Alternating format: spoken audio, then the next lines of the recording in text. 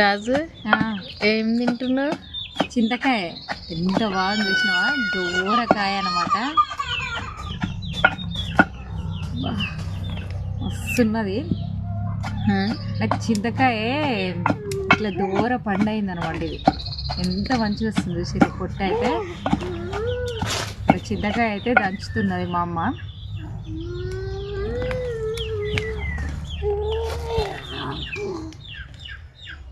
తిన్నావా?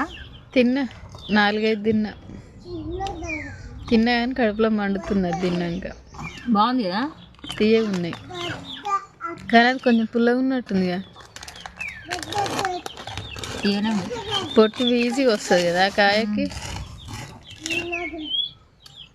ఇష్టం కానీ ఇంక ఉప్పు పెట్టుకొని తింటే బాగుంటుంది. చింతకాయలు పచ్చడి అయితే పెట్టున్నాం.